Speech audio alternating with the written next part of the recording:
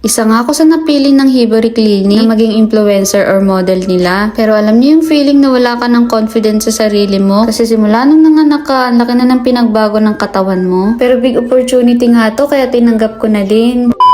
Namili nga muna kami ng babaunin namin sa biyahe. Kasi malayo-layo rin yung babiyahihin namin. Kahit sa expressway nga kami dadaan, 6 hours pa din yung biyahe. Kung hindi nga, 9 to 10 hours pa ang dating namin dun. Dadaanan nga namin yung Mount Fuji. Grabe, ang ganda niya talaga, no? Umalis kami ng bahay ay 2 AM. Dumating naman kami sa Tokyo ay 8 AM na din. Pero 12 na nga kami nakapag-early check-in. Sinalubong nga kami ni Ma'am Janice Jervin sa studio. May mga kasama nga ako ditong sikat na influencers.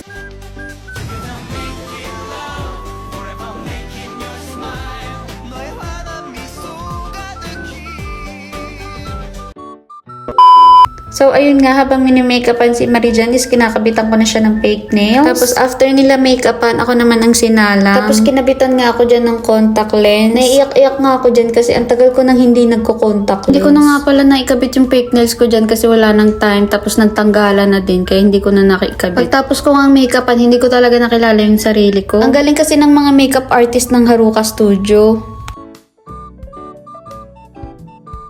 Ito nga po pala yung social media ng Haruka Studio and makeup artist nila. Kahit anong team na gusto nyo, kayang-kaya nila. Tsaka alam niyo yung nagustuhan ko dito, hindi ka talaga papabayaan hanggat hindi natatapos yung photoshoot nyo. Sobrang pasasalamat nga po pala ako sa Hibari Clinic, lalong-lalo na kay Ma'am Jervin at Sir Hero. Kasi kung hindi po dahil sa inyo, hindi po namin mararanasan yung photoshoot na ganito. Hindi kasi talaga kami sanay sa mga ganto-ganto. Lalo na si Daddy Saito. Pero kahit hindi nga kami ganun kagaling mag-posing, sila na bahala sa studio kung anong posing ang gagawin mo. Bukod sa Vietnam language, nakakaintindi rin pala sila guys ng Japanese and English.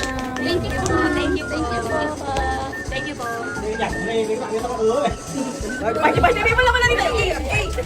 Ang buhay ng may anak.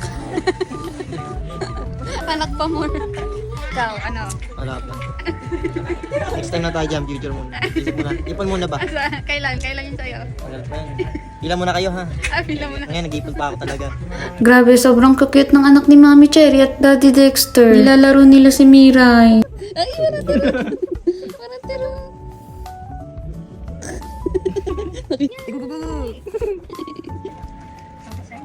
Thank you nga po pala sa mga co-vloggers ko and sa staff ng Haruka Studio sa pag-alaga kay Mirai habang busy kami sa pictorial. Post po namin soon yung final results ng aming photoshoot. Hello pala kay Ate Sauri. I miss you.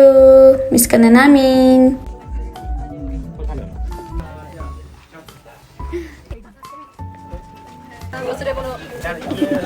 Thank you. Arigatou gozaimasu. Kawaii. Arigatou. Thank you so much. You know, itadakimasu. Sisugoy na pinagkakaguluhan. Grabe talaga. Kasi wala na tayo galing. Ang mga iba rin maganda. Ay, Pagod, ay, arigato, natapos na yung stress ko. Ay, ano ganun? Di ba? anak kami lang to. Nasa Japan pa naman tayo. Wala lang. Surprise! Hindi kami pinapabagditan nila. Uy, pinag namin first One floor, mo, di ba? pindot mo one. First floor. Oh my God, bakit ganun? Nagtutour. Tinutour tayo sa mga room. Bakit ganun? Oh my God. Makatakon. Magulat din sila. Alam mo na siya. Baka po ano. Sana naman ano. Moment of One, ang bagal ayun. na. Yan!